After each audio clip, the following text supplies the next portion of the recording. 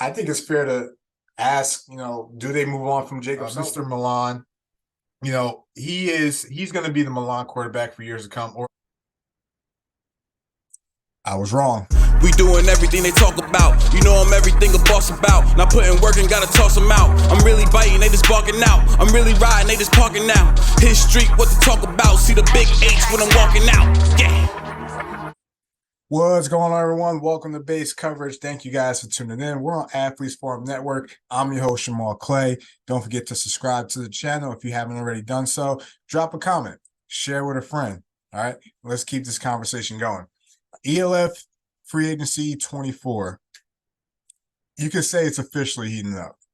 A lot's been going down, and obviously we got some breaking news that just happened as of yesterday. And you kind of saw this coming, not exactly the person, but in terms of a change in Frankfurt. So, all right, it started in the semis. Frankfurt announced that they were re-signing Coach Kusling, all right?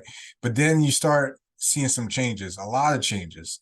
They had about 3 or 4 offensive linemen retire, right? Kevin Malone, tight end, gone, all right? They fired their OC.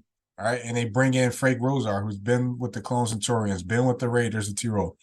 Now he's the OC. You don't sign Jacob Sullivan. And if those of you that watch, I question if they were going to bring him back after 3 seasons. I think it's fair to ask, do they move on from Jacob Sullivan? Maybe it was time for a change. Maybe they saw, how the team operated without Jacob, or maybe, they just want to go in a different direction. There's no ill will towards there. Jacob brought the first championship to Frankfurt, so I'm sure he's well respected, but maybe it was just time for them to go in a different direction. Maybe their relationship stalled out a little bit. But you sensed the change that was coming. And yeah, they dropped the bomb on us. Right? Luke Zaraka, the mayor, president of Milan, is leaving. And he's going to Frankfurt. Purple Galaxy, Purple Rain, Germany. It's a whole new ball game up there now. It's a whole new ball game. And my immediate reaction to this is a signing to beat the Fire.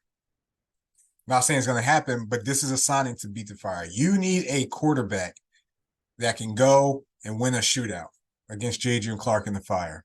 All right. And they didn't have that last year. All right. Now, it's going to take more than Luke to get the job done, because I think offensively, and I spoke with one of my good friends about this, he's heavily involved in the talent over there, and we agree. They need speed offensively. They got a lot of possession receivers. Who knows if they bring Reese Horn back? Obviously, Nico Sham, you lose your tight end, right? They need speed, so they got to surround him with some weapons. I like their running backs who they have, but you also have to protect Luke. I guess the benefit about having Luke is that he's proved you only need just a little bit of weapons. He proved what he could do last year in Milan. You only need to get him a little bit of weapons. But they clearly felt like they needed a guy to go toe-to-toe with J.J. Clark. They lost 3 games last year, all to the same team. So this was a signing to beat the Fire, and I'm curious how they're going to approach the rest of the offseason. As for Jacob Sullivan, rumor has it a lot of teams are heavily invested in him and have reached out to him. I hope he lands on his feet. I'm sure he will. He's a good quarterback. I don't doubt that one big. He still can play in this league. Obviously, he was beat up the past couple of seasons, but he's still a good quarterback, so we'll see where he lands. But the biggest news in the league so far in this offseason, as pieces are starting to fall into place, is that the Frankfurt Galaxy are bringing in quarterback Luke Zaraka, formerly of the Milan Seamen. All right, but they gotta get him speed. So we'll see what happens. Other things that are happening. Chad Jeffries going back to Munich. Kendra Ellison got his quarterback. He's bringing back Chad Jeffries, which I thought was a move that they needed to do. But now, can you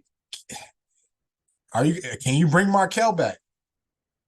Can you bring back Markel? Easily the best receiver in the league last year. Numbers don't lie. Only 1,000-yard receiver. You know, top 2 player in the league last year, according to a lot of the sources. But yeah, if they could bring back Markel, they got some, right? So we'll see what happens. But Chad Jeffries was a must signing. Obviously, there's some things that need to be changed, but offensively, not a lot had to be changed. As you know, this was a team that was going toe to toe with a lot of teams in the league. So shout out to Chad Jeffries going back to Munich. Berlin is just reloaded, and I like it. I like what they're doing. I like the structure. I like the mission statement. They're gonna bring back their guys. They're gonna bring back the guys that have the chemistry, know the system, know know what to expect within that organization. And Kyle Kitchens, Alex Spellman, Aaron Jackson. They're only missing one more import. So who's gonna be that guy at quarterback? Who's going to be that guy at quarterback, right? It's easy for me to just sit here and say Jalen Henderson should be the guy. Potsdam quarterback, sits right in the backyard of Berlin. Does Bjorn go and get him? Or do they go get somebody else? We shall see. But that's a position to keep an eye on for Berlin, right? Other things we'll talk about. Obviously, a lot of guys that re-signed, but there's also been a lot of front office moves. All right, let's go to Hamburg, the 040, catch the wave, right? Miguel Book comes in as athletic director, taking a little bit of the Munich Ravens model, bringing in the former player to run the athletic director role. They signed head coach Matt Johnson. He's going to be your first-year head coach in the ELF next year. Excited to see what he does. Vienna Vikings bring back a former face on offense, Max Sumer. We all know it was a drop-off last year, Danny Mitchell going to the States, becoming a coach for the Division I UAB. And then this offense, the creativity wasn't there this past season. So they're bringing in Max Sumer. So we'll see what he could do there, at least a familiar face in the organization. Milan brings in Malik Haskins to run their offense. As I mentioned before, Frank Rosar, he's going to be the offense coordinator with Luke up in Frankfurt. Bravo's got their coach signing Rip Shear. He's got a ton of experience. The one thing about the Bravos that they're doing is, and this is kind of a theme in the ELF, is a lot of teams are bringing over coaches with heavy experience, whether it's NFL, college, or whatnot. And we'll see how it works out for them. I don't know if those guys have European experience, but it's a little bit different over here. So, I mean, I would like to see, if they don't, I would like to see coaches who have some type of European experience get the experience, like the Matt Johnson. He played in Kiel back in 2013. Guys that know what your ball's like.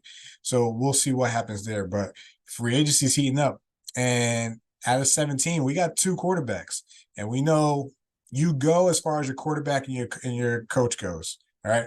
And I think so far, with the Munich Ravens and Chad Jeffries, with the Frankfurt Galaxy and Lucas Raka, I think those are 2 quarterbacks matched well with 2 organizations that have 2 good coaches. So we'll see how this continues to build out. But hey, it's picking up. It's picking up. So we'll see who's the next domino to fall. But pieces are starting to fall into place. So again, thank you guys for tuning in. Drop a comment. Let's talk some ball. Subscribe to the channel. Drop a comment. Share with a friend. All right. Take care. Hard work, they don't know about it. Hard work, they don't know about it. Hard work, they don't know about it.